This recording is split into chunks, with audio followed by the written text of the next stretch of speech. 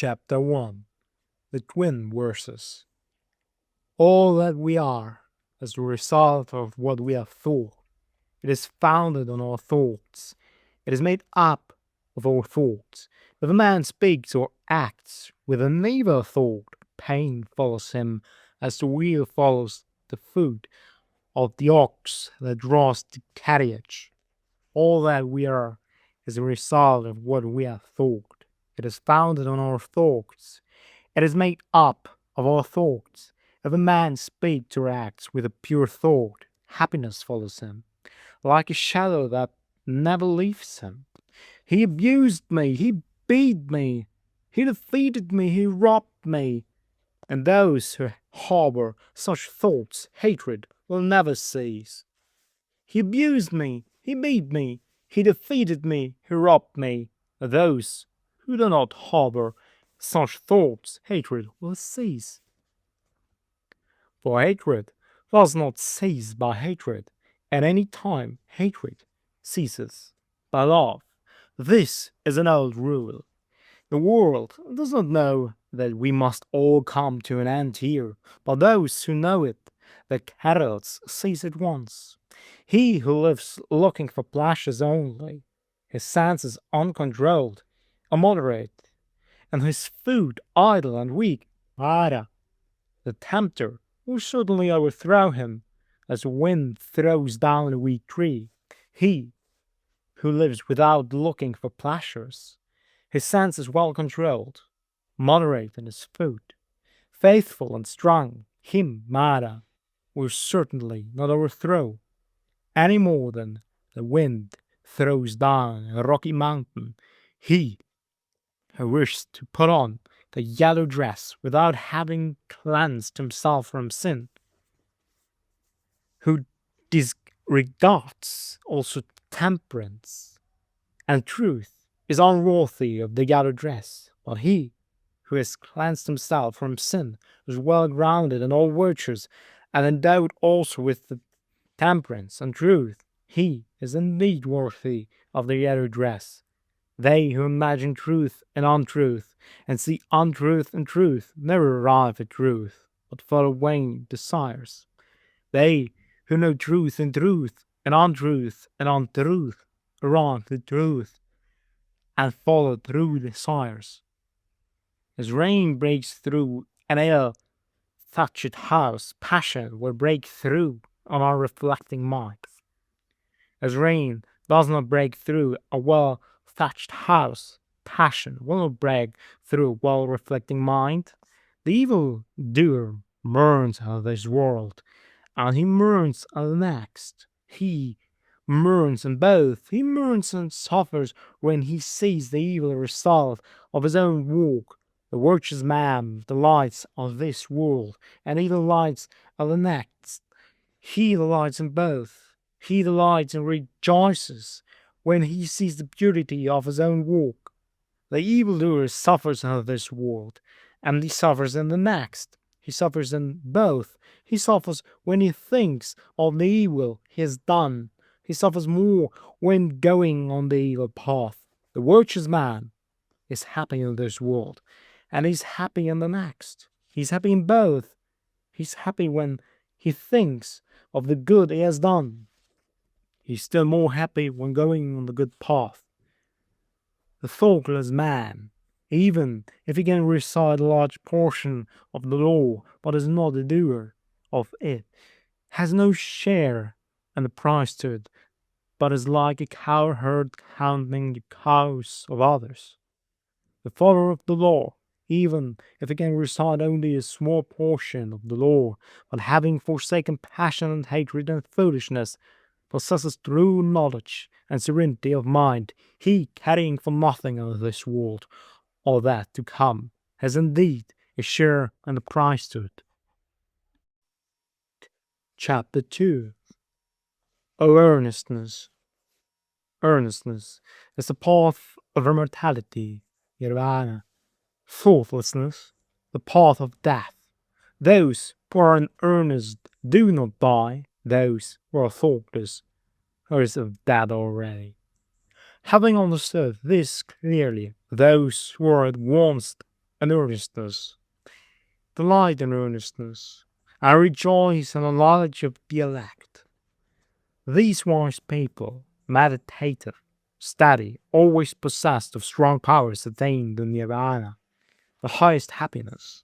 If an earnest person has roused himself, if he is not forgetful, if his deeds are pure, if he acts with consideration, if he restrains himself and lives according to law, then his glory will increase. By rousing himself by earnestness, by restraint and control, a wise man may make for himself an island which no flood can overwhelm. Fools follow after vanity. The wise man keeps earnestness as his best jewel. Follow not after vanity, nor after the enjoyment of love and lust.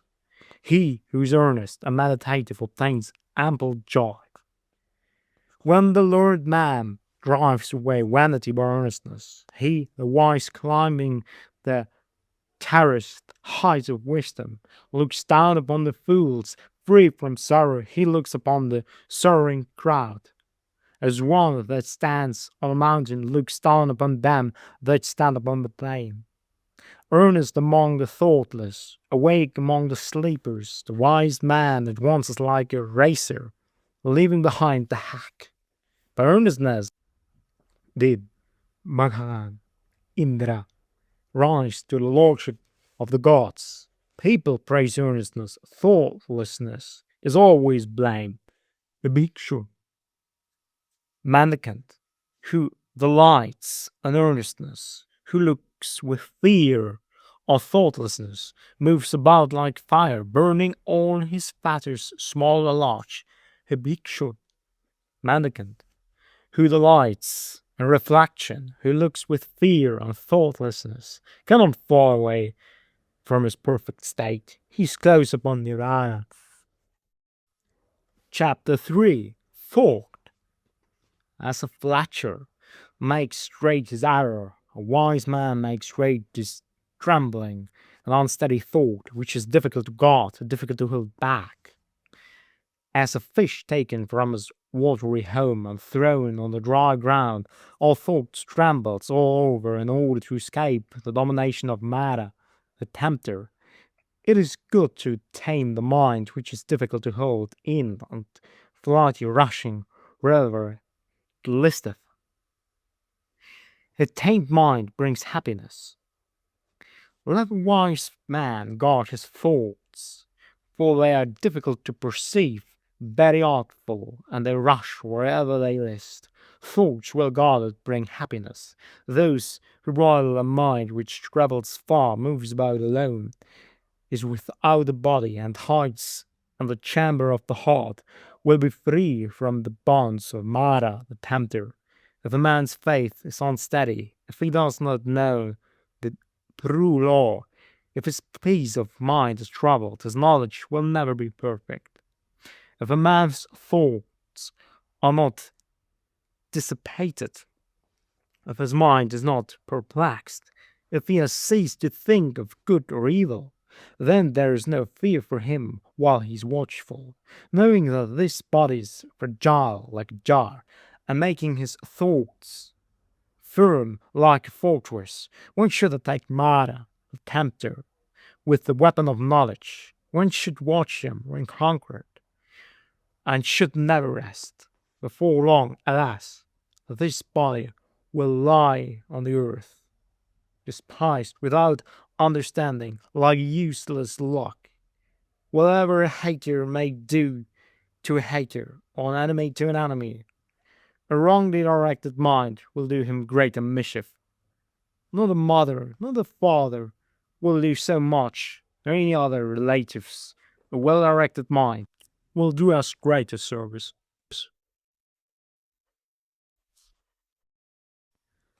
Chapter 4. Flowers. Who shall overcome this earth and the world of Yama, the lord of the departed, and the world of the gods? Who shall find out the plainly shown path of virtue, as a clever man finds the right flower? The disciple will overcome the earth, and the world of Yama, and the world of the gods. The disciple will find out the plainly shown path of virtue, as a clever man finds the right flower. He who knows that this body is like froth, and has learned that this is as unsustainable as a mirage, will break the flower-pointed arrow of Mara and never see the king of death. Death carries off a man who is gathering flowers and whose mind is distracted, as a flute carries off a sleeping village. Death subdues a man who is gathering flowers and whose mind is distracted before he is satiated in his pleasures. As the bee collects nectar and departs without injuring the flower or its color or scent, so let a sage dwell in his village. Not the perversities of others, not their sins of commission or omission, but his own misdeeds and negligences should the sage take notice of. Like a beautiful flower full of color but without scent, are the fine but fruitless words of him who does not act accordingly. But like a beautiful flower full of color and full of scent, are the fine and fruitful words of him who acts accordingly. As many kinds of wreaths can be made from a heap of flowers, so many good things may be achieved by a mortal when once he is born. The scent of flowers does not travel against the wind, nor that of sandalwood or of tagara of Malika flowers, but your door of good people travels even against the wind. The good man pervades every place. Sandalwood, or tagara, or lotus flower, or a asiki. Among these sorts of perfumes, the perfume of virtue is unsurpassed. Mean is the scent that comes from Dagara or sandalwood. The perfume of those who possess virtue rises up to the gods as the highest. Of the people who possess these virtues, who live without thoughtlessness, and who are emancipated through true knowledge, Mara, the tempter, never finds the way, as on a heap of rubbish cast upon the highway, the lily will grow full of sweet perfume and delight, whilst among those who are mere rubbish, the disciple of truly enlightened Buddha shines forth by his knowledge above the blinded worldling. Chapter 5. The Fool. Long is the night to him who's awake, long is the night to him who's tired, long is life to the foolish who do not know the true law. If a traveler does not meet with one who is his better or his equal, let him firmly keep to his solitary journey. There is no companionship with a fool. These sons belong to me, and this wealth belongs to me. With such thoughts, a fool is tormented. He himself does not belong to himself, how much less sons and wealth. The fool who knows this foolishness is wise at least so far, but a fool who thinks himself wise, he is called a fool indeed. If a fool be associated with a wise man, even all his life, he will perceive the truth as little as a spoon perceives the taste of soup. If an intelligent man be associated for 1 minute only with a wise man, he will soon perceive the truth, as the tongue perceives the taste of soup. Fools of poor understanding have themselves all their greatest enemies, or they do evil deeds which bear bitter fruits. That deed is not well done, of which a man must repent, and the reward of which he receives crying and with a tearful face. No, that deed is well done, of which a man does not repent, and the reward of which he receives gladly and cheerfully. As long as the evil deed done does not bear fruit, the fool thinks it is like honey, but when it ripens, then the fool suffers grief. But a fool, month after month, eats his food like an ascetic with the tip of a blade of kusagras. Yet Is he not worth the 16th particle of those who have well weighed the law? An evil deed, like newly drawn milk, does not turn suddenly smoldering like fire covered by ashes. It follows the fool, and when the evil deed, after it has become known, turns to sorrow for the fool, then it destroys his bright luck.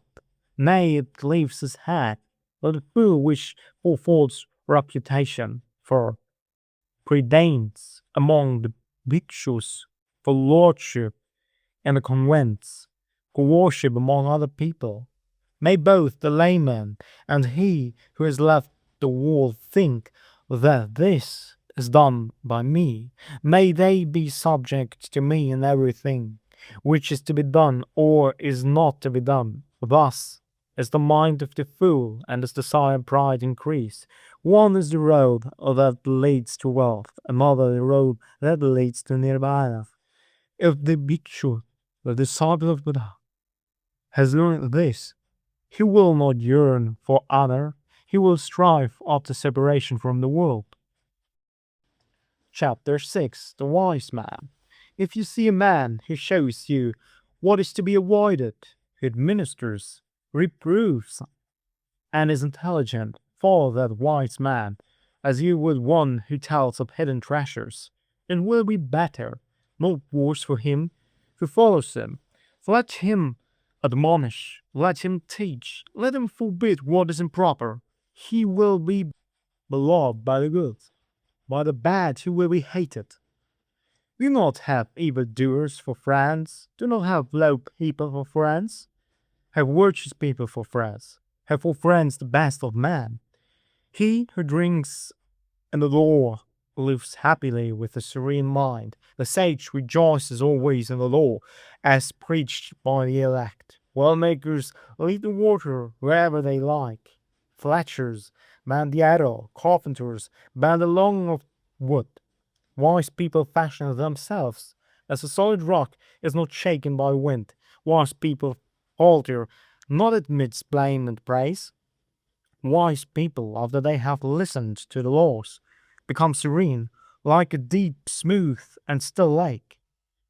Good men indeed walk verily under all circumstances. Good men speak not out of a desire for sensual gratification, whether touched by happiness or sorrow. Wise people never appear elated or depressed, if, whether for his own sake or for the sake of others. A man wishes neither for his son, nor for wealth, nor for lordship. And if he does not wish for his own success by unfair means, then he is good, wise, and virtuous. Few are there among men who arrive at the other shore, become arhats. The other people here run up and down the shore, but those who, when the law has been well preached to them, follow the law, will pass over the dominion of death, however difficult to cross. A wise man should leave the dark state of ordinary life and follow the bright state of the bhikshu. Of the going from his home to a homeless state, he should in his retirement look for enjoyment where enjoyment seemed difficult, leaving all pleasures behind and calling nothing his own. A wise man should purge himself from all the troubles of the mind. Those whose mind is well grounded in the 7 elements of knowledge, who without clinging to anything rejoice in freedom from attachment, whose appetites have been conquered, and who are full of light, they are free even in this world. Chapter 7 The Venerable. There is no suffering for him who has finished his journey and abandoned life, who has freed himself on all sides and thrown off all fetters. They exert themselves with their thoughts well collected. They do not tarry in their abode, like swans who have fouled their lake, they leave their house and home. Men who have no riches, who live on recognized food, who have perceived wide and unconditioned freedom, nirvana. Their path is difficult to understand, like that of birds and the air. He whose appetites are stilled, who is not absorbed in enjoyment, who has perceived wide and unconditioned freedom, nirvana, whose path is difficult to understand, like that of birds in the air. The gods even envy him whose senses, like horses well broken in by the driver, have been subdued, who is free from pride, and free from appetite such a one who does his duty is tolerant like the earth, or like a threshold, he is like a lake without mud. No new births are in store for him. His thought is cried by his word and deed. When he has obtained freedom by true knowledge, when he has thus become a quiet man, the man who is free from credulity, but knows the uncreated, who has cut all ties, removed all temptations, renounced all desires, he is the greatest of man. In the hamlet, or in a forest, or sea, or dry land, wherever venerable persons arahanta dwell, that place is delightful. Forests are delightful. Where the world finds no delight, there the passionless will find delight, for they look not for pleasures. Chapter 8. Even though our speech be thousands of words, but made up of senseless words, one word of sense is better, which, if a man hears, he becomes quiet. Even though a gatha poem be a thousand of words, but made up of senseless words, one word of a gatha is better, which, if a man hears, he becomes quiet. Though a man recite 100 gathas made up of senseless words, one word of the law is better, which, if a man hears, he becomes quiet. If one man conquer and battle 1,000 times 1,000 men, and if another conquer himself, he is the greatest of conquerors. One's own self conquered is better than all other people. Not even a god, Gandharva, not Mara with Brahman, could change into defeat the victory of a man who has vanquished himself and always lives on the restraint. If a man for 100 years sacrifice month by month with 1,000, and if he but for one moment pay homage to a man whose soul is grounded in true knowledge, better is that homage than a sacrifice for 100 years. If a man for 100 years worship Agni, fire, in the forest, and if he but for one moment pay homage to a man whose soul is grounded in true knowledge, better is that homage than a sacrifice for 1,000 years. Whatever a man sacrifices in this world as an offering or as an oblation for a whole year in order to gain merit, the whole of it is not worth a quarter of forfeiting. Reverence shown to the righteous is better. He who always greets and constantly rewards the aged, for things will increase to him life, beauty, happiness, power. But he who lives 100 years, wishes and unrestrained, alive of one day is better the man is virtuous and reflecting. And he who lives 100 years, ignorant and unrestrained, alive of one day is better the man is wise and reflecting. And he who lives 100 years, idle and weak, alive of one day is better if a man has attained firm strength. And he who lives 100 years, not seeing beginning and end, a life of one day is better if a man sees beginning and end. And he who lives 100 years, not seeing the immortal place, a life of one day is better if a man sees the immortal place. And he who lives 100 years, not seeing the highest law, a life of one day is better if a man sees the highest law. Chapter 9. Evil. A man should hasten towards the good, and should keep his thought away from evil. If a man does what is good, slothfully his mind delights in evil. If a man commits a sin, let him not do it again. Let him not delight in sin. The accumulation of evil is painful. If a man does what is good, let him do it again. Let him delight in it. The accumulation of good is delightful.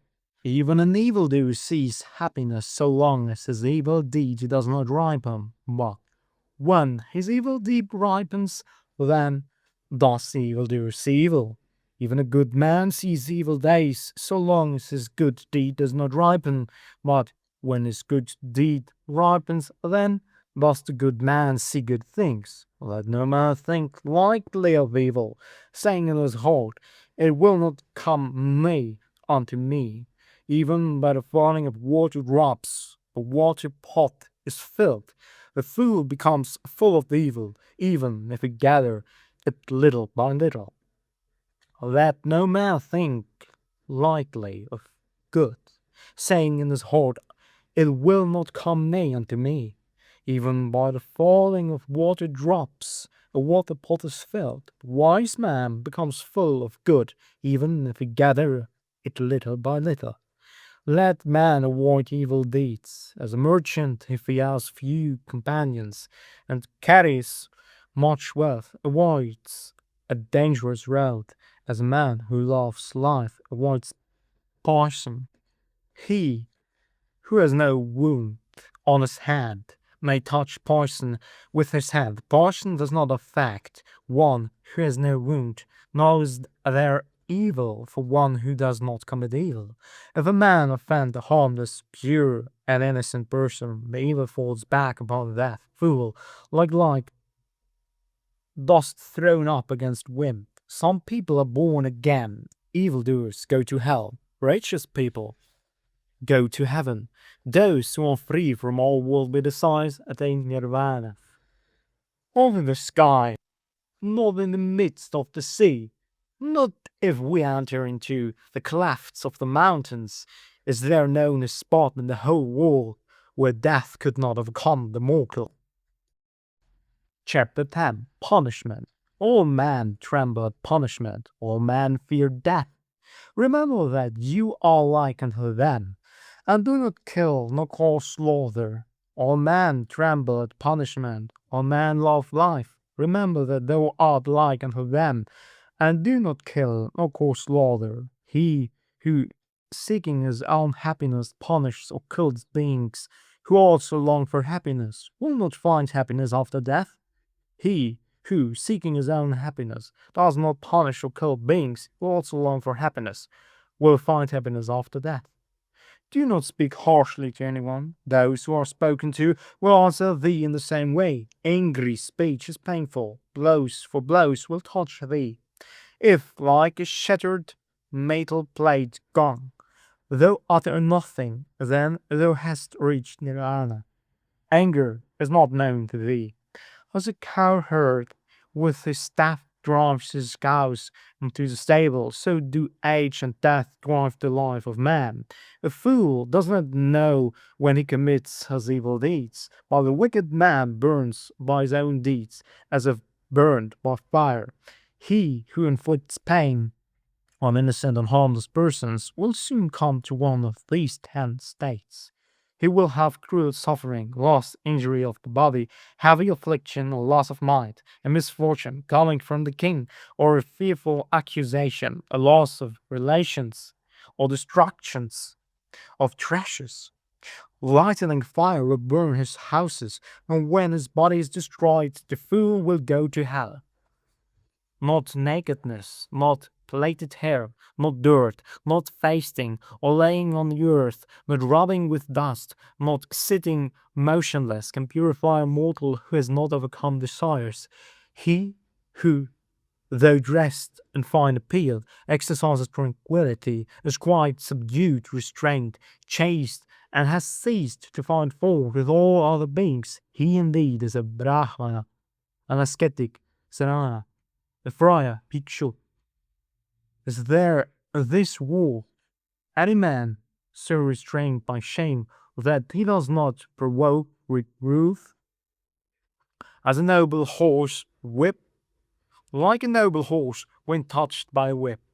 Be ye strangers, and eager, and by faith, by virtue, by energy, by meditation, by discernment of the law, you will overcome this great pain, perfect in knowledge and in behavior, and never forgetful. Well makers lead the water wherever they like. Fletchers bend the arrow. Carpenters bend along of wood. Good people fashion themselves. Chapter 11. Old Age. How is their laughter? How is their joy? As this world is always burning. Do you not see the light? Ye who are surrounded by darkness, look at this dressed up lamb, covered with wounds, joined together, sickly, full of many schemes, on which has no strength, no hold. This body is wasted, full of sickness and frail. This heap of corruption breaks to pieces. Life and the dance and death. After one has looked at those grey bones, thrown away like birds, and the autumn, what pleasures are there left in life after a stronghold has been made of the bones? It is covered with flesh and blood, and they dwell in with old age and death, pride and deceit. The brilliant chariots of kings are destroyed, the body also approaches destruction, but the virtue of good people never approaches destruction. Thus, do the good say to the good. A man who has learned little grows old like an ox. His flesh grows, but his knowledge does not grow. Looking for the maker of this tabernacle, I have run through a course of many births, not finding him, and painful is birth again and again. But now, maker of the tabernacle, thou hast been seen, thou shalt not make up this tabernacle again. All thy rafters are broken, thy rich pole is sundered. The mind, approaching the unjeweled, is sankhara, hiraya, has attained to the extinction of all desires.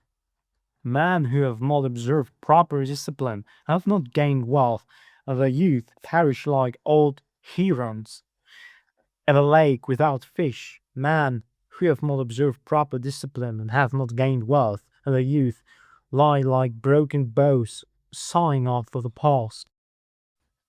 Chapter 12. Self. If a man hold himself dear, let him watch himself carefully during one at least out of the 3 watches a wise man should be watchful. Let each man direct himself first to what is proper, then let him teach others. Thus a wise man will not suffer. If a man make himself as he teaches others to be, then, being himself well subdued, he may subdue others, for one's own self is difficult to subdue. Self is the lord of self. Who else could be the lord?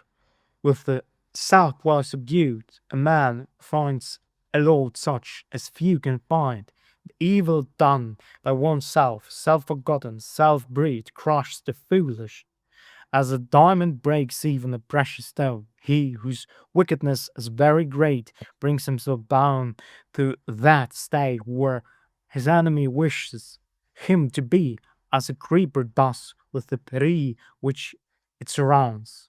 Bad deeds and deeds hurtful to ourselves are easy to do. What is beneficial and good, that is very difficult to do. The foolish man who scorns the rule of the venerable Arhat, of the elect Arya, of the virtues, and follows a false doctrine, he bears fruit to his own destruction like the fruits of the Kataka reed. By oneself, the evil is done. By oneself, one suffers. By oneself, evil is left undone. By oneself, one is purified. The pure and the impure stand and fall by themselves. No one can purify another. Let no one forget his own duty for the sake of another's, however great. Let a man, after he has discerned his own duty, be always attentive to his duty. Chapter 13. Word. Do not follow the evil law. Do not live thoughtlessness. Do not follow false doctrine. Be not a friend of the world. Rouse thyself. Do not be idle. Follow the law of virtue. The virtuous rest and bliss of this world and in the next. Follow the law of virtue. Do not follow that of sin. The virtuous rest and bliss of this world and in the next. Look upon the world as you would on a bubble. Look upon it as you would on a mirage. The king of death does not see him who thus looks down upon the world. Come, look at this world, glittering like a royal chariot. The foolish are immersed in it, while the wise do not touch it.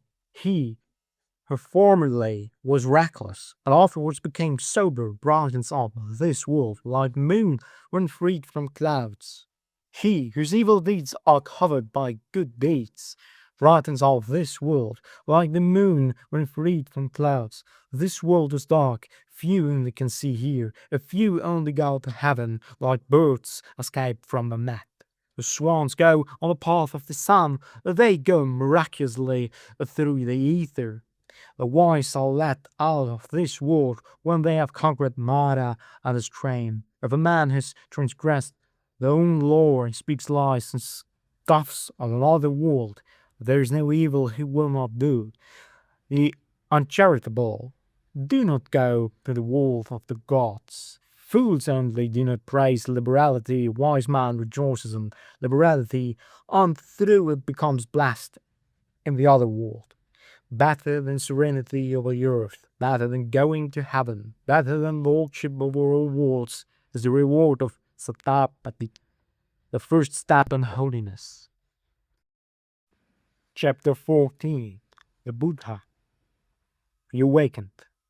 He whose conquest cannot be conquered again, and to whose conquest no one of this world enters. By what track can you lead him, the awakened, the omniscient, the trackless, he whom no desire with its snares and poisons can let astray?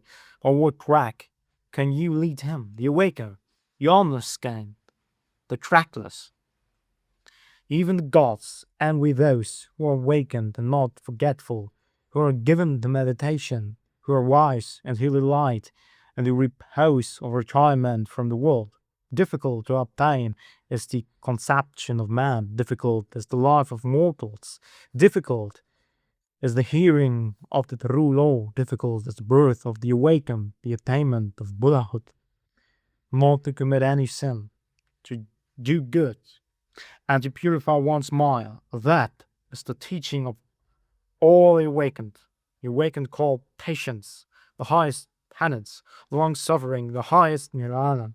For he is not an anchorite, Bhagavad Gita, who strikes others. He is not an ascetic, Sarada, who insults others. Not to blame, not to strike, to live restrained under the law, to be moderate in eating, to sleep and sit alone, and to dwell on the highest thoughts. This is the teaching of the awakened. There is no satisfying lusts, even by a shower of gold pieces. He who knows that lusts have a short taste and cause pain, he is wise. Even in heavenly pleasures he finds no satisfaction. The disciple who is fully awakened delights only in the destruction of all desires. Men driven by fear go to many a refuge, to mountains and forests, to groves and sacred trees. But that is not a safe refuge. That is not the best refuge. A man is not delivered from all pains after having gone to that refuge. He who takes refuge with Buddha, the law, and the church, he who with clear understanding sees the four holy truths, pain, the origin of pain, the destruction of pain, and the eightfold holy way that leads to the quitting of pain. That is the safe refuge, that is the best refuge. Having gone to that refuge, a man is delivered from all pain. A supernatural person, a Buddha, is not easily found. He is not born everywhere. Wherever such a sage is born, that race prospers. Happy is the rising of the awakened. Happy is the teaching of the true law. Happy is peace in the church. Happy is the devotion of those who are at peace. He who pays homage to those who deserve homage, whether the awakened Buddha or their disciples, those who have overcome the host of evils and crossed the flood of sorrow. He who pays homage to such as have found deliverance and know no fear, His merit can never be measured by anyone. Chapter 15. Happiness. We live happily indeed, not hating those who hate us. Among men who hate us, we dwell free from hatred. We live happily indeed, free from ailments. Among the ailing, among men who are ailing, let us dwell from ailments. We live happily indeed, free from greed among the greedy. Among men who are greedy, let us dwell free from greed. We live happily indeed, though we call nothing our own. We shall be like the bright gods, feeding on happiness. Victory breeds hatred, for the concrete is unhappy. He who has given up both victory and defeat, he, the contented, is happy. There's no fire like passion. There's no losing throw like hatred. There's no pain like this body. There's no happiness higher than rest. Hunger is the worst of diseases, the elements of the body, the greatest evil. If one knows this truly, that is nirvana. The highest happiness, health, is the greatest of gifts. Contentedness, the best riches. Trust is the best of relationships. Nirvana, the highest happiness. He who has tasted the sweetness of solitude and tranquility is free from fear and free from sin, while he tastes the sweetness of drinking in the law. The sight of the elect, Arya, is good.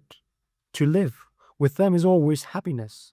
If a man does not see fools, he will be truly happy. He who walks in the company of fools suffers a long way. Company with fools, as with an enemy, is always painful. Company with the wise is pleasure, like meeting with kinsfolk. Therefore, one ought to follow the wise, the intelligent, the learned, the much enduing, the dutiful, the elect. One ought to follow such a good and wise man, as the moon follows the path of the stars. Chapter 16. Pleasure. He who gives himself to vanity and does not give himself to meditation, forgetting the real aim of life and grasping a pleasure, will in time envy him who has exerted himself in meditation. Let no man ever cling to what is pleasant or to what is unpleasant. Not to see what is pleasant is pain, and this pain to see what is unpleasant. Let therefore no man love anything. Loss of the beloved is evil. Those who love nothing and hate nothing have no fetters. From pleasure comes grief, from pleasure comes fear. He who is free from pleasure knows neither grief nor fear. From affection comes grief, from affection comes fear. He who is free from affection knows neither grief nor fear. From lust comes grief, from lust comes fear. He who is free from lust knows neither grief nor fear. From love comes grief, from love comes fear. He who is free from love knows neither grief nor fear. From greed comes grief, from greed comes fear. He who is free from greed knows neither grief nor fear. He who possesses virtue and intelligence, who is just, speaks the truth, and thus waters his own business, him the world will hold near. He in whom the desire for the ineffable nirvana has sprung up, whose in his mind is satisfied, and whose thoughts are bewildered by love, he is called Urdham Sutras. Carried upwards by the stream, kinsmen, friends, and lovers salute a man who has been long away and returns safe from afar. In like manner, his good works receive him who has done good and has gone from this world to the other, as kinsmen receive a friend on his return. Chapter 17. Anger. Let a man leave anger, let him forsake pride. Let him overcome all bondage, no sufferings, before the man who is not attached to name and form, and who calls nothing his own. He who holds back rising anger like a rolling chariot, Him I call a real driver. Other people about holding the reins. Let a man overcome anger by love. Let him overcome evil by good. Let him overcome the greedy by liberality, the liar by truth. Speak the truth, do not yard to anger. Give of thou art asked for little. By these 3 steps thou will go near the gods. The sages who endure no body and who always control the body, they will go to the unchangeable place, Nirvana, where if they have gone, they will suffer no more.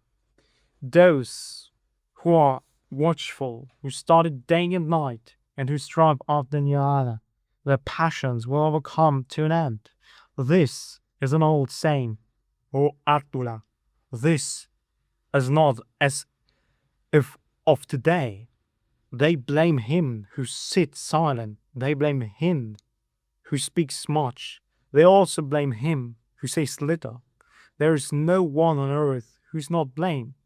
There never was, there never will be, nor is there now, a man who is always blamed, or a man who is always praised, but he whom those who discriminate praise continually, day after day, as without blemish, wise, rich, and knowledge, and virtue. Who would dare to blame him like a coin made of gold from the Gamur river? Even the gods praise him. He is praised even by Brahma. Beware of bodily anger and control our body. Leave the sins of the body, and with the body practice virtue. Beware of the anger of the tongue and control thy tongue. Leave the sins of the tongue and practice virtue with thy tongue. Beware the anger of the mind and control thy mind. Leave the sins of the mind and practice virtue with the mind. The wise who control their body, who control their tongue, the wise who control their mind, are indeed well controlled. Chapter 18. Impurity. Thou art now like a sear leaf. The messengers of Dhammapada have come near to thee. Thou standst at the door of thy departure, and thou hast no provision for thy journey. Make thyself an island, work hard, be wise. When thy impurities are blown away and thou art free from guilt, thou wilt enter into the heavenly world of the elect. Arya. Thy life has come to an end. Thou art come near to death. Yana. There is no resting place for thee on the road, and there is no provision for thy journey. Make thyself an island, work hard, be wise. When thy impurities are blown away, and thou art free from guilt, thou wilt not enter again to birth and decay. The wise man blows off the impurities of himself, as a smith blows off the impurities of silver, one by one, little by little, and from time to time. As the impurity which springs from the iron, when it springs from it, destroys it, thus do a transgressor's own works lead him to the evil path. The taint of praise is non-repetition. The taint of houses, non-repair. The taint of complexion is sloth. The taint of watchmen, thoughtlessness. Bad conduct is the taint of women, niggardliness. The taint of a benefactor, tainted are all evil ways. On this world and in the next, while there is a taint worse than all taints, ignorance is the greatest taint, O medicums. Throw off that taint and become taintless. Life is easy to live for a man who is without shame, a crowd hero, a mischief maker, an insulting, bold, and wretched fellow. But life is hard to live for a modest man who always looks, God is pure, who is disinterested, quiet, spotless, and intelligent. He who destroys life, who speaks untruth, who in the world takes what is not given him, who goes to another man's wife, and a man who gives himself to drinking intoxicating liquors. He, in this world, digs up his own root. O man, know this, that the unrestrained are in a bad state. Take care that greediness and vice do not bring thee to ride for a long time. The world gives according to their faith or according to their pleasure. If a man frets about the food and drink given to others, who will find no rest either by day or by night, he in whom all that feeling is destroyed and taken out with the very root finds rest by day and by night. There is no fire like passion, there is no shock like hatred, there is no snare like folly, there is no torrent like greed. The fault of others is easily perceived. Of that of oneself is difficult to perceive. A man winnows his neighbor's faults like chaff, but his own fault he hides, as a cheat hides the bad die from the player. If a man looks after the faults of others and is always inclined to be offended, his own passions will grow, and he's far from the destruction of passions. There is no path through the air. A man is not the son of worldly. The world delights in vanity, that the dietas upon us are free from vanity. There is no path through the air. A man is not the son of worldly. No creatures are eternal, but the awakened will have are never shaken. Chapter 19. The just. A man is not just if he carries the matter by violence. No, he who distinguishes both right and wrong, who is learned and guides others not by violence, but by the same law, being a guardian of the law and intelligent, he is called just. A man is not learned because he talks much. He who is patient, free from hatred and fear, he is called learned. A man is not a supporter of the law because he takes much. Even if a man has learned little, but sees the law bodily, he is a supporter of the law, a man who never neglects the law. A man is not an elder because his head is grey, his age may be ripe, but he is called old and vain. He in whom there's truth, virtue, pity, restraint, moderation, he who is free from impurity and is wise, he is called an elder. An envious, stingy, dishonest man does not become respectable by means of much talking only, or by the beauty of his complexion. He in whom all this is destroyed and taken out with the very root, he, when freed from hatred, is called respectable. Not by tonsure does an undisciplined man who speaks falsehood become saint. Can a man be a saint who is still held captive by desire and greediness? He who always cries the evil with a small or large, he is called a saint, a quiet man, because he has quieted all evil. Man is not a mendicant picture simply because he asks others for alms.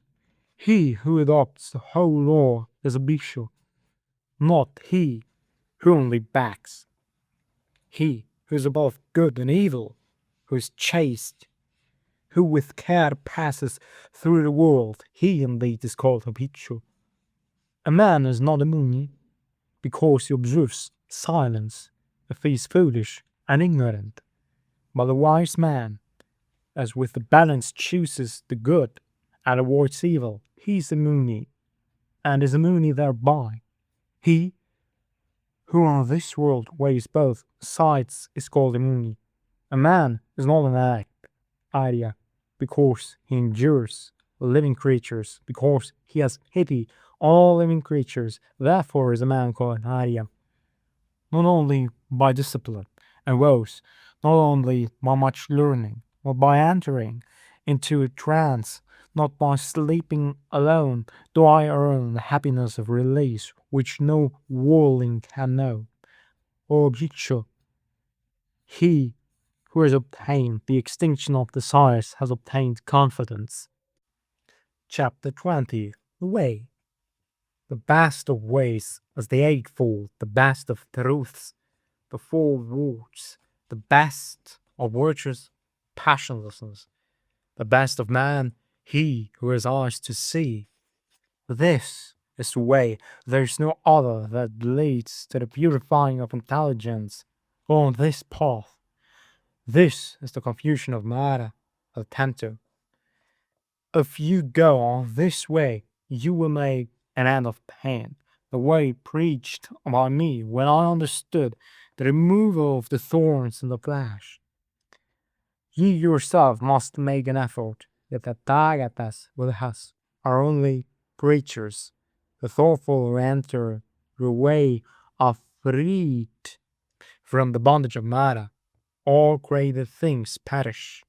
He who knows and sees this becomes passive in pain. This is the way to purity. All created things are dry from pain. He who knows and sees this becomes passive in pain. This is the way that leads to purity. All forms are unreal. He who knows and sees this becomes passive in vain. This is the way that leads to purity.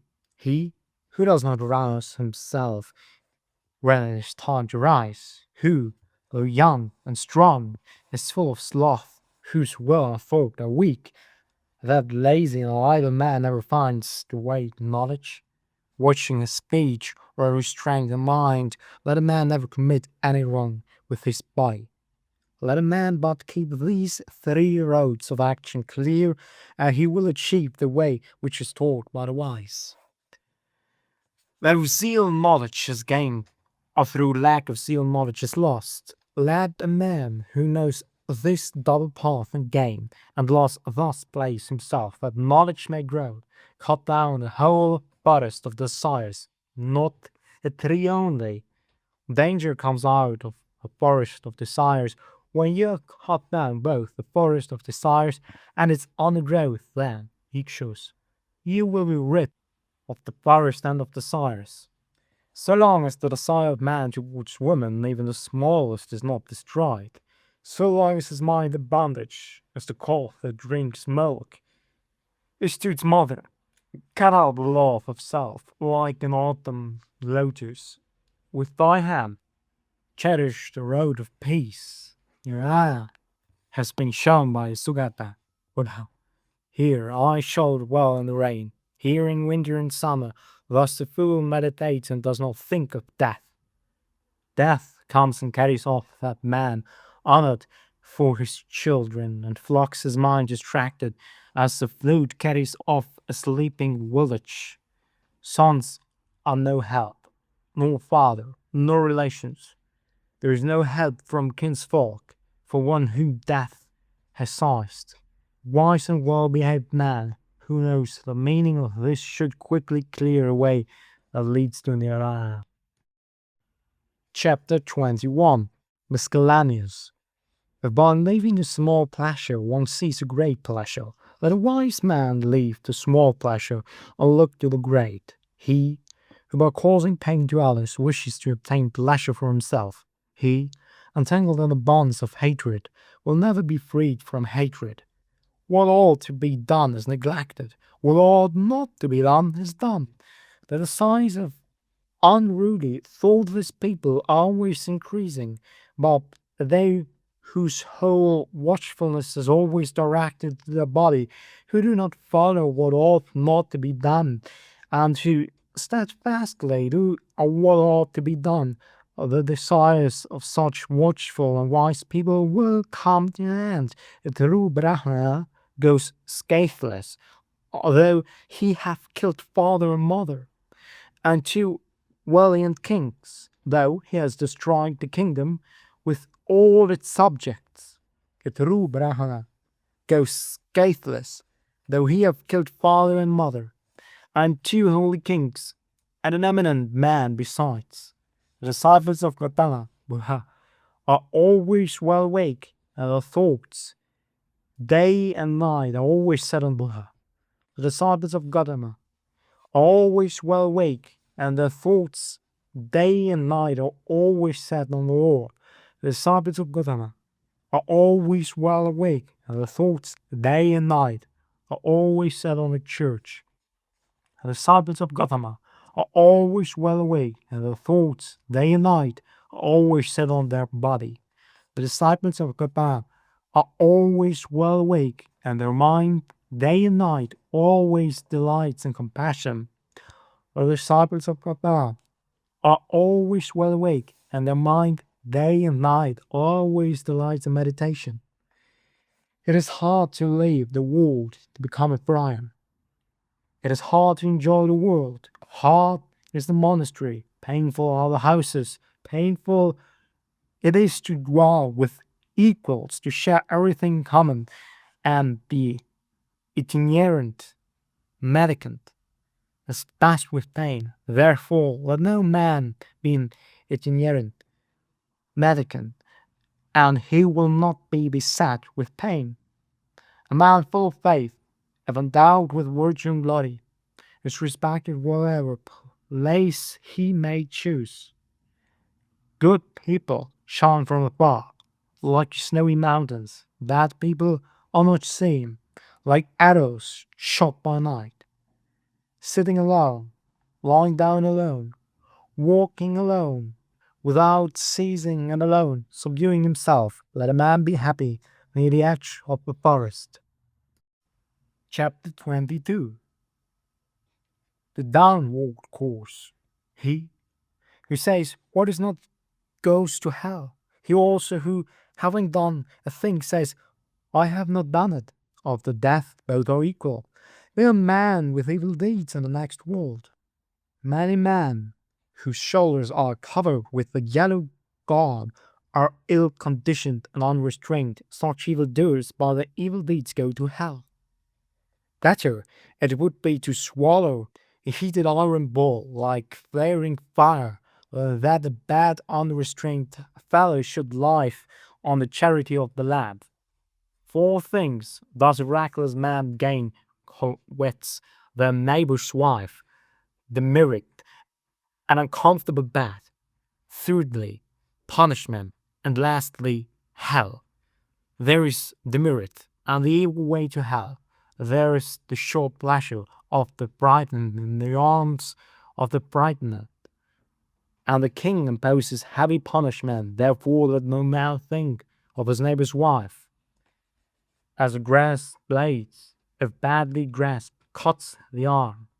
Badly practiced asceticism leads to hell, and acts carelessly performed a broken vow and hesitating obedience to discipline.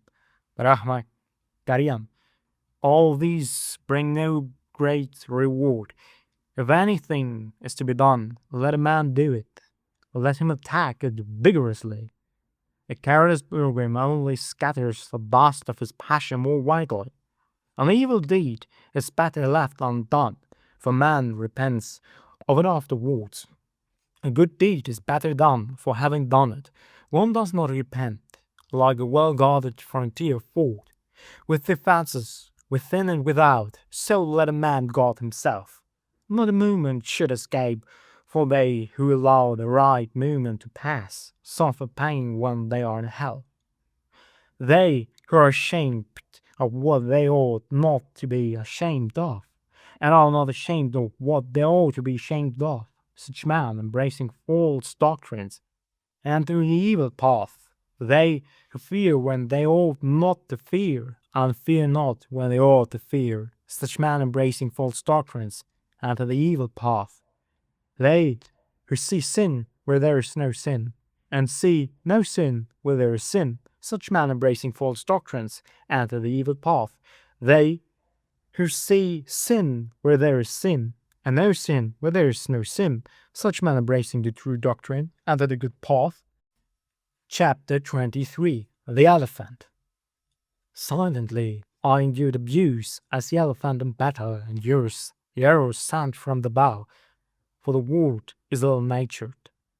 They lead the tamed elephant to battle. The king mounts a tamed elephant. Tamed is the best among men, he who silently endures abuse. Mutes are good if tamed, and no thin horses, and elephants with large tusks, but he who tames himself is better still. For with these animals does no man reach the untrodden country, Nirvana, where a tamed man goes on a tamed animal, on his own well-tamed self. The elephant called Dhammapada, his temples running with pungent sap, and who is difficult to hold, does not eat a morsel when bound. The elephant longs for the elephant growth. If a man becomes fat and a great eater, if he's sleepy and rolls himself about, well, that fool, like a hawk fat on giants, is born again and again. This mind of mine went formerly wandering about as it liked, as it listed, as it pleased. But I shall hold it in thoroughly, as the rider who holds the hook holds in a furious elephant. Be not thoughtless. Watch your thoughts. Draw yourself out of the evil way like an elephant sunk in mud. If a man find a prudent companion who walks with him, is wise, and lives soberly, he may walk with him, overcoming all dangers, happy but considerate. If a man find no prudent companion who walks with him, is wise, and lives soberly, let him walk alone, like a king who has left his conquered country behind, like an elephant in the forest. It is better to live alone. There is no companionship with a fool. Let a man walk alone, let him commit no sin, with few wishes, like an elephant in the forest. If your passion arises, friends are pleasant, enjoyment is pleasant. Whatever be the course, a good walk is pleasant in the hour of death. The giving up of all grief is pleasant. Pleasant in the world is the state of a mother, pleasant the state of a father, pleasant the state of a son, pleasant the state of a brahmana, pleasant is virtue lasting to old age, pleasant is a faith firmly rooted, pleasant is attainment of intelligence, pleasant is avoiding of sins. Chapter 24. Thirst. The thirst of a thoughtless man grows like a creeper, runs from life to life, like monkeys seeking fruit in the forest. Whomsoever this fiery passion's thirst overcomes of this world, his sufferings increase like the abounding dhyana grass. But from him who overcomes this fire's thirst, difficult to be conquered of this world, sufferings fall off like water drops from a lotus leaf. This solitary word, I tell you, do ye, as many as are here assembled, dig up the root of thirst, as he who wants a sweet scented usira root must dig up the mirana grass, that Mara, the tempter, may not crush you again and again, as the stream crushes the reeds. As a tree, even though it has been cut down, is firm so long as its root is safe and grows again, thus unless the feeders of thirst are destroyed, this pain of life will return again and again. He whose 36 streams are strongly flowing are the channels of pleasure, the waves, his desires, which are set on passion, will carry away all that misguided man. The channels run everywhere. The creeper of passion stands sprouting. If you see the creepers bringing up, cut its root by means of knowledge. The creature's pleasures are extravagant and luxurious, given up to pleasure and deriving happiness. Man undergo again and again birth and decay.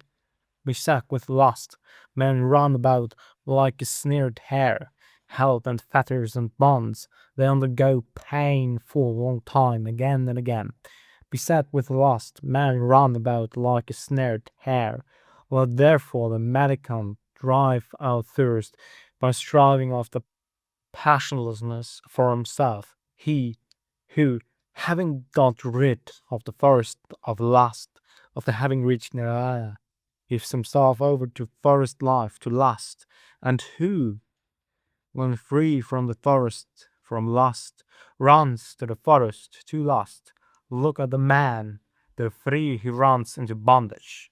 Wise people do not call that a strong fetter which is made of iron, wood, or hemp, passionately strong as the care for precious stones and rings, for sons and a wife. That fetter wise people call strong which drags down yaws, but it's difficult to undergo. After having caught this, at last people leave the world. free from cares and leaving the pleasures of love behind. Those who are slaves to passions run down the stream of desires as a spider runs down the web which he has made himself. When they have caught this, at last wise people go onwards free from cares, leaving all pain behind. Give up what is before, give up what is behind, give up what is between. When thou goest for the other shore of existence, if thy mind is altogether free, thou wilt not again enter into birth and decay. The man is tossed by doubts, full of strong passions, and yearning only for what is delightful. This thirst will grow more and more, and he will indeed make his fetters strong. If a man delights in quieting doubts and always reflecting dwells on what is not delightful, he certainly will remove, nay, he will cut the fetter of Mara. He who has reached the consummation, who does not tremble, who is without thirst and without sin, he has broken all the thorns of life. This will be his last body. He who is without thirst and without affection, who understands the words and their interpretation, who knows the order of the letters, those which are before and which are after. He has received his last body. He is called the great sage, the great man. I've conquered all. I know all. In all conditions of life I am free from taint. I have left all, and through the destruction of thirst I am free, having learned myself. Whom should I indicate as my teacher? The gift of the law exceeds all gifts. The sweetness of the law exceeds all sweetness. The delight in the law exceeds all delight. The extinction of thirst overcomes all pain, which destroy the foolish. If they look not for the other shore, the foolish by his thirst for riches destroys himself, as if he were destroying others. The fields are damaged by weeds. Mankind is damaged by passion. Therefore, a gift bestowed on the passionless brings great reward. The fields are damaged by weeds. Mankind is damaged by hatred. Therefore, a gift bestowed on those who do not hate brings great reward. The fields are damaged by weeds. Mankind is damaged by vanity. Therefore, a gift bestowed on those who are free from vanity brings great reward. The fields are damaged by weeds. Mankind is damaged by lust. Therefore, a gift bestowed on those who are free from lust brings great reward. Chapter 25. The picture restrained in the eye is good. Good is restrained in the ear. On the nose restraint is good. Good is restrained in the tongue. And the body restraint is good. Good is restrained in speech. And thought restraint is good. Good is restrained in all things. The bhikshu, restrained in all things, is freed from all pain. He who controls his hand, he who controls his feet, he who controls his speech, he who is well controlled, he who delights inwardly, who is collected, who is solitary and content, him they call bhikshu. The bhikshu who controls his mouth, who speaks wisely and calmly, who teaches the meaning of the law, his words sweet. He who dwells on the law delights in the law, meditates on the law, recollects the law. That bhikshu will never fall away from the true law.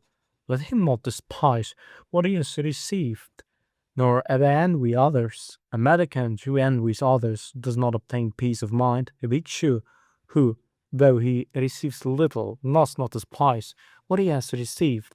Even the gods will praise him if his life is pure and if he is not slothful. He who never identifies himself with name and form does not grieve over what is no more. He indeed is called a bhikshu. Bhikshu who behaves with kindness, who is happy on the doctrine of Buddha, will reach the quiet place nirvana. Happiness arising from the cessation of natural inclinations, O bhikshu. And this boat of empty will go quickly, having cut off passion and hatred. That will go to nirvana. Cut off The 5 fetters leave the 5, rise above the 5. Bhikshu who has escaped from the 5 fetters. He's called Ugatina, safe from the flood. Meditate, O Bhikshu, and be not heedless. Do not direct thy thought to what gives pleasure, that thou mayst, and what for thy heedlessness have to swallow. The iron ball in hell, that thou mayst not cry out when burning. This is pain.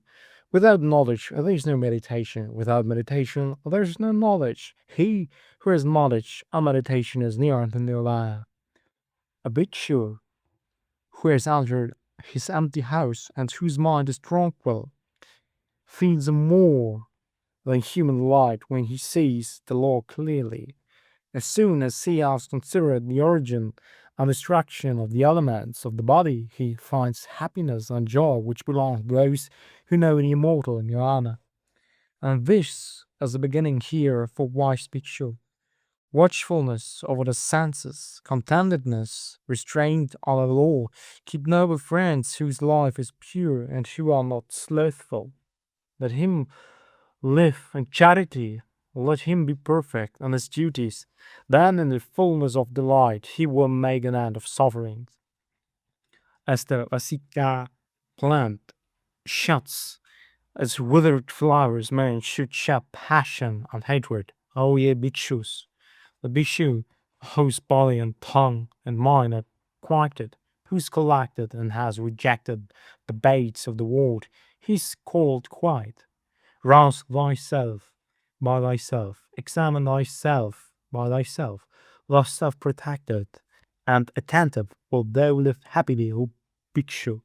For self is the lord of self, self is the refuge of self. Therefore, curb thyself as the merchant curbs a noble horse. The bhikshu, full of delight, who is happy in the doctrine of Buddha, will reach the quiet place, nirvana, happiness consisting in the sensation of natural inclinations. He who, even as a young bhikshu, applies himself to the doctrine of Buddha, brightens up this world like the moon when free from clouds. Chapter 26. The Brahmana. Stop the stream valiantly, drive away the desires, O Brahmana. When you have understood the destruction of all that was made, you will understand that which was not made. If the Brahmana has reached the other shore of both laws, restraint and contemplation, all bonds vanish from him who has obtained knowledge. He for whom there is neither the hither nor the further shore, nor both him, the fearless and unshackled, I call indeed the Brahmana. He who is thoughtful, blameless, settled, dutiful, without passions, and who has attained the highest end, him I call indeed the Brahmana. The sun is bright by day, the moon shines by night, the barrier is bright in his armor, the Brahmana is bright in his meditation, but Buddha, he awakened, is bright with splendor day and night. Because the man is rid of evil, therefore he is called Brahmana. Because he walks quietly, therefore he is called Sarana. Because he has sound away his own impurities, therefore he is called Pravrajita, Bhavajita, a pilgrim. No one should attack a Brahmana, but no Brahmana, if attacked, should let himself fly at his aggressor. Woe to him who strikes a Brahmana, more woe to him who flies at his aggressor. It advantages a Brahmana not a title if he holds his mind back from the pleasures of life. The more all wish to endure has vanished, the more all pain will cease. Him I call indeed a Brahmana, who does not offend by body, word, or thought, and is controlled on these 3 points. He from whom he may learn the law is thought by the well-awakened Buddha. Him let him worship assiduously as the Brahmana worships the sacrificial fire. A man does not become a Brahmana by his plaited hair, by his family, or by birth, in whom there is truth and righteousness. He is blessed is Brahmana. What is the use of plaited hair, O fool? What of the remains of goat skins? Within thee there's ravening, but the outside thou makest clean. The man who wears dirty raiments, who is emaciated and covered with wings, who meditates alone in the forest, him I call indeed the Brahmana. I do not call a man a Brahmana because of his origin or of his mother. He is indeed arrogant, and he is wealthy. But the poor, who is free from all attachments, him I call indeed Brahmana. Him I call indeed the Brahmana who, after cutting all fetters, never trembles, is free from bonds and unshackled. Him I call indeed Brahmana who, after cutting the strap and the thong, the rope with all that pertains to it, has destroyed all obstacles and is awakened. Him I call indeed the Brahmana who, though he has committed no offense, endures reproach, stripes, and bonds, who has endurance for his force and strength for his army. Him I call indeed the Brahmana, who is free from anger, dutiful, virtuous, without appetites, who is subdued and has received his last body. Him I call indeed the Brahmana, who does not cling to sensual pleasures, like water on a lotus leaf, like a mustard seed on the point of a needle. Him I call indeed the Brahmana, who, even here, knows the end of his own suffering, has put down his burden and is unshackled. Him I call indeed the Brahmana, whose knowledge is deep, who possesses wisdom, who knows the right way and the wrong, and has attained the highest end. Him I call indeed a Brahmana, who keeps aloof both from laymen and from Americans, who frequents no houses and has but few desires. Him I call indeed a Brahmana, who without hurting any creatures, whether feeble or strong, does not kill nor cause slaughter. Him I call indeed a Brahmana, who is tolerant with the intolerant, mild with the violent, and free from greed among the greedy. Him I call indeed a Brahmana, from whom anger and hatred, pride and hypocrisy have dropped like a mustard seed from the point of a needle. Him I call indeed the Brahmana, who utters true speech, instructive and free from harshness, so that he offend no more. Him I call indeed the Brahmana, who takes nothing in the world that is not given him, be it long or short, small or large, good or bad. Him I call indeed the Brahmana, who fosters no desires for this world or for the next, has no inclinations, and is unshackled. Him I call indeed the Brahmana, who has no interests, and when he has understood the truth, does not say, how, and who has reached the depth of the immortal. Him I call indeed the Brahmana, who in this world has risen above both ties, good and evil, who is free from grief, from sin, and from impurity. Him I call indeed the Brahmana, who is bright like the moon, pure, serene, undisturbed, and in whom all gaiety is extinct. Him I call indeed Brahmana, who has traversed this miry road, the impassable water, difficult to pass, and its vanity, who has gone through and reached the other shore, is thoughtful, steadfast, free from doubts, free from attachment and content. Him I call indeed the Brahmana, who in this world, having abandoned all desires, travels about without a home, and in whom all concupiscence is extinct. Him I call indeed the Brahmana, who having abandoned all longings, travels about without a home, and in whom all covetousness is extinct.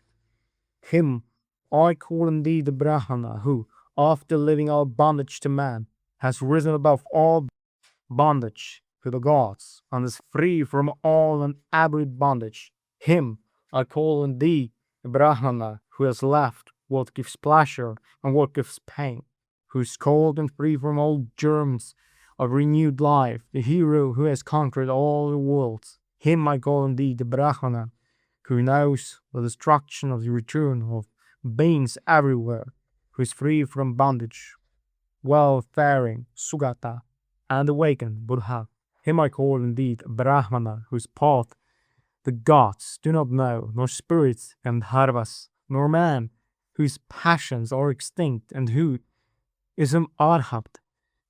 Him I call indeed the Brahmana, who calls nothing his own, whether it be before, behind, or between, who is poor and free from the love of the world. Him I call indeed the Brahmana, the manly, the noble, the hero, the great sage, the conqueror, the indifferent, the accomplished, the awakened.